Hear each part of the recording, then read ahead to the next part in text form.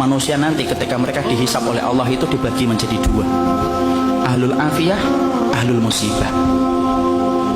Ahlul afiyah itu siapa? Orang yang jarang diuji dengan sakit, orang yang jarang mendapatkan ujian dalam kehidupan, jarang mendapatkan kesempitan. Namanya apa? Ahlul afiyah. Ada yang kedua, ahlul musibah. Ahlul musibah itu siapa?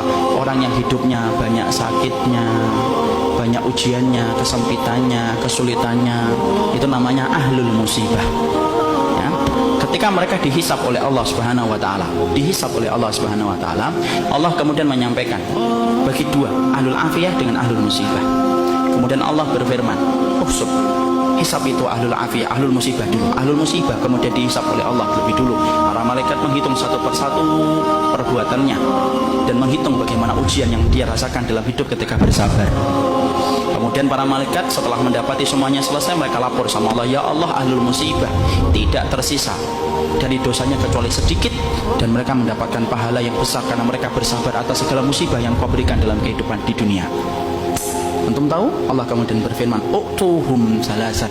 Kasih mereka tiga perkara: khairan, mangzilah, dan afiyah. Khairan, beri mereka kebaikan. Kebaikan kalau di akhirat apa? Surga. Beri mereka yang kedua, mangzilah. Mangzilah itu apa? Tempat yang paling tinggi di surga. Tempat itu tidak bisa diperoleh dengan sholat. Tempat itu tidak bisa diperoleh dengan sedekah. Tempat itu tidak bisa diperoleh dengan haji dan umrah. Tempat itu hanya bisa diperoleh bagi orang yang mereka diuji oleh Allah dalam hidupnya dan dia bersabar. Dan yang ketiga, afiyah. Kasih mereka kekuatan untuk menggantikan kekuatan yang aku ambil ketika aku menimpakan musibah kepada mereka.